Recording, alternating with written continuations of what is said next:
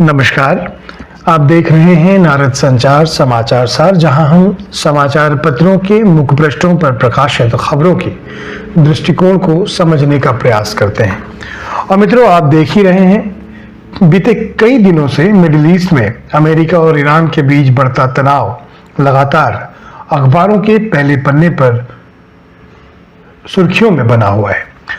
और आज भी कई समाचार पत्रों के पहले पन्ने पर यह युद्ध, इसका जो प्रभाव है वो दिखाई दे रहा है, जिसका असर भारत पर भी पड़ रहा है।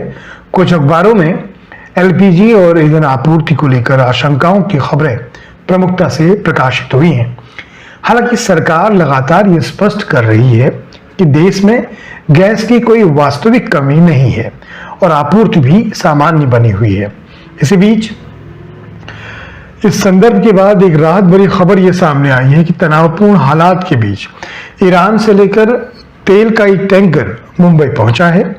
और इसके अलावा भारत में संसद की बात करें, लगातार इस पर जो राजनीतिक दल हैं वो विमर्श कर रहे हैं। साथ ही भारत के विदेश मंत्री लगातार ईरान के संपर्क में है ताकि ऊर्जा आपूर्ति और भारत के हित सुरक्षित बने रहें।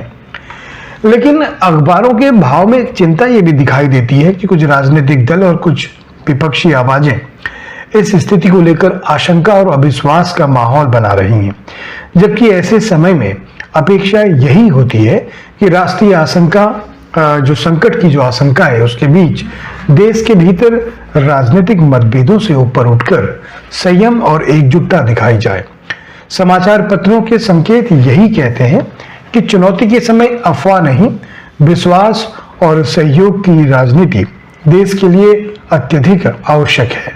इन्हीं विचारों के साथ कल तक के लिए आपसे अनुमति चाहते हैं और आप सतर्क रहें, सजग रहें और सहयोग के साथ, नागरिक कर्तव्य बोध के साथ अपने देश के प्रति अपना भाव जगाते रहें, बनाते रहें। इसी भाव के साथ आपको नमस्कार।